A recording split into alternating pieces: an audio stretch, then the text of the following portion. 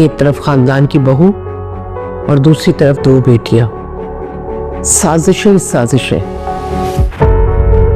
अम्मीजान वो लोग सोनिया का रिश्ता लेकर आए थे, मगर हमारा घर तो किसी मुकदमे का मंजर पेश कर रहा था। चली जाओ यहाँ से, जाओ, मैं तुम्हारी शक्ल भी नहीं देखना चाहता हूँ, जाओ यहाँ से, जाओ यहाँ से।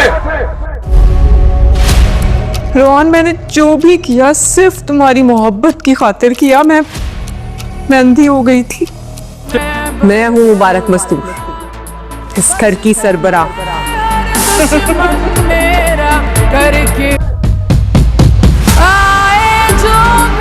कान खोल कर सुन लो तुम सब लोग। मोहब्बत मतलब ये लफ्ज अपनी गंदी जबान से।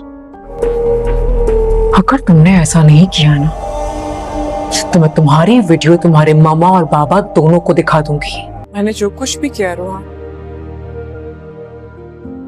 सिर्फ और सिर्फ तुम्हारी मोहब्बत में की। नहीं, उन्होंने हया की परवरिश की है, वो जरूर जानती थी, जिसका तुम्हें खुद भी यकीन नहीं। जब मैं हया को नहीं जान सकी तो दरख्शां बेगम कैसे जान सकती? अब इन बातों का कोई फायदा नहीं।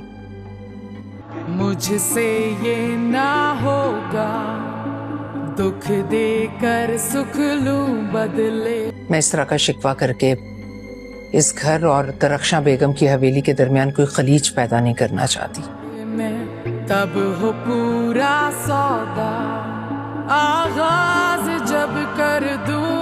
सब पर वाज़िया हो चुकी है, हया के पास अब छुपाने के लिए कुछ भी नहीं और ना ही अपना मुंह छुपाने के लिए कोई भी जगह मुयस्सर है। हया एक एक के पास जाती है, अपनी गलतियों की माफ़ी मांगती है, मगर हया ने सबके साथ इतना बुरा रवैया और इतना बुरा सलूक रखा था कि कोई भी हया की शक्ल तक देखना नहीं चाहता। यहाँ तक कि रोहान भी बहुत ज़्यादा नफ़रत करने लगा है हया के साथ, और हया रोहान को मनाने की कोशिश करती है, क्योंकि हया अब ये जान चुकी है कि अगर रोहान उसको कबूल कर लेगा तो इस घर में से उसे कोई भी नहीं निकाल सकेगा। लेकिन रोहान भी अब इतना बेदिल हो चुका है हया की जानिब से। हया के सारे वाक़यात जब उसको पता चले कि हया ने किस तरह साजिशों का जाल बुना और अपने ही घर वालों के साथ ऐसी हरकत की कि जो कोई किसी दुश्मन के साथ भी ना करे, तो रोहान का दिल यहाँ पर भी हया से बहुत ज़्यादा उदास है कि हया ने अपने शोहर को भी धोखा दिया, और अपना शोहर जो उसका रोहान है, रोहान ने उससे सच्चे दिल से प्यार किया और अपने दिल में जगह दी, अपने घर में जगह दी, उसको इतनी इज़्ज़त और इतना मान दिया। लेकिन ये सब कुछ हया को रास नहीं आया और हया इसकी बेकदरी करती रही। शुरू के दिनों में रोहान को अपनी इशारों पर नचाती रही और कोई ना कोई बहाना बनाकर उससे दूरी कायम रखे हुए थी, लेकिन बाद में जब रोहान के करीब हुई भी तो अपने मकसद की खातिर। हया के दिल में चोर था, शायद इसी वजह से हया माँ भी नहीं बन सकती। हया के दिल में और दिमाग में यही सारी बातें बार बार गूंज रही हैं। हया कभी मस्तूर मुबारक के पास माफ़ी मांगने जाती है तो कभी रोहान के पास, और तो किसी के पास जाती नहीं है, क्योंकि हया को लगता है कि उन सब के साथ हया का जो भी रवैया था वो सब इसी के मुस्तहिक है।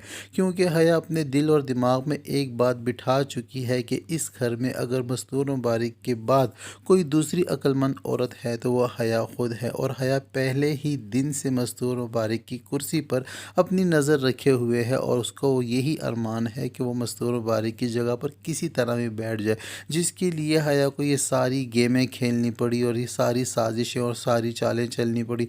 लेकिन ये सारी चालें जो हैं हया की नाकाम हो चुकी हैं, और हया जो है अब इस मोड़ पर आ पहुंची है कि हया बिल्कुल अकेली होकर रह गई है। और आखिरी किस्त में हम सबको यही इंतज़ार था कि हया को कैसे घर से निकालेंगे, तो हया के साथ बहुत बुरा होने वाला है, क्योंकि आफाक भाई जो हैं वो मस्तूर मुबारक को यही कहते हैं कि दरख्शां बेगम की तरफ इसको वापस लौटा दिया जाए, लेकिन मस्तूर मुबारक आफाक भाई को ये कहकर चुप करा देती हैं कि दरख्शां बेगम के साथ हमारा बहुत पुराना और इज़्ज़त का ताल्लुक़ है, वो हमारी बहुत इज़्ज़त करती हैं और हम उनकी बहुत इज़्ज़त करते हैं, तो मैं हया को इस तरह उनके घर भेजकर अपना ताल्लुक़ ख़राब नहीं करना चाहती, तो इसके लिए कोई और रास्ता ढूंढना पड़ेगा। मस्तूर مبارک ابھی اسی کشمکش میں ہوتی ہے کہ حیا اپنے کمرے میں ساری باتوں کو دہراتے ہوئے یاد کرتے ہوئے اتنی زیادہ ٹینشن لے لیتی ہے کہ حیا کا دماغی توازن ہی خراب ہو جاتا ہے اور حیا سج دھج کے اپنے کمرے سے نکلتی ہے۔ مستور مبارک وہ سمجھتی ہے خود کو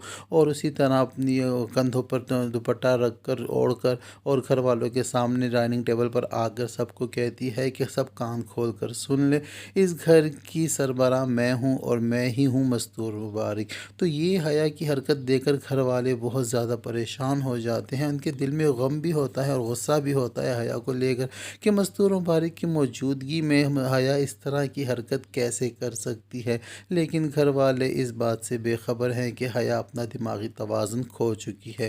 تو یہاں پر اب مستور مبارک کا جو ٹینشن تھی، جو مسئلہ تھا وہ بھی حل ہو چکا ہے، کیونکہ مستور مبارک سوچ رہی تھی کہ حیا کو نکالوں تو کیسے اور اس کو کہاں بھیجواؤں۔ تو اب مستور مبارک کے پاس ایک آپشن ہو گیا ہے کہ حیا کو وہ پاگل خانے ہی شفٹ کروا دیں گی، اور روحان جو ہے وہ بھی بہت زیادہ ڈپریشن میں ہے، وہ بہت زیادہ شرمندہ ہے اپنے گھر والوں سے، اپنے بھائیوں سے، اپنی بھابھیوں سے اور خاص کر اپنی امی سے کہ جس بیوی کی خاطر وہ اپنی امی کے سامنے ڈٹ کر کھڑا ہو گیا اور اس کی ہر جائز ناجائز بات ماننے لگا اور سننے لگا اور اسی کے بتائے ہوئے راستوں پر چلنے لگا، اور آج اسی بیوی نے اس کو منہ کے بل زمین پر گرا دیا ہے۔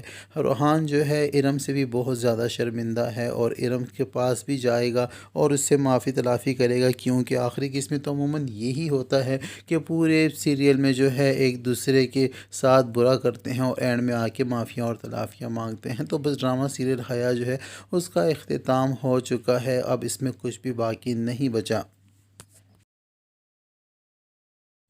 اور جو ویورز حیا کا انجام دیکھنے کے لیے انتظار کر رہے تھے ان کا بھی انتظار ختم ہو گیا۔ حیا کا انجام ایسا ہی ہونا چاہیے تھا، چاہے حیا کی جگہ پہ کوئی بھی ہو اس کے ساتھ ایسا ہی ہونا چاہیے جو اپنے مفاد کی خاطر دوسروں کا استعمال کرے اور نہ ہی رشتوں کی تمیز رکھے اور نہ ہی بڑوں کا لحاظ رکھے، تو برا ہی ہوتا ہے۔ تو یہاں پر ڈرامہ سیریل حیا کا اختتام ہو چکا ہے، لیکن پاکستانی دلچسپ ڈراموں کا اختتام کبھی بھی نہیں ہوگا۔ اس کے بعد کوئی اور ڈرامہ آئے گا اور ہم آپ کے لیے اس کے پرومو اور ٹیزرز کے ریویوز لے کر آئیں گے، تو اسی لیے ہم آپ سے کہتے ہیں کہ اگر آپ ہمارے چینل پر نئے ہیں تو چینل کو جلدی سے سبسکرائب کر دیں، اور اگر آپ ہمارے ریگولر ویورز ہیں تو ایک لائک کر کے اپنی موجودگی کا اظہار کریں۔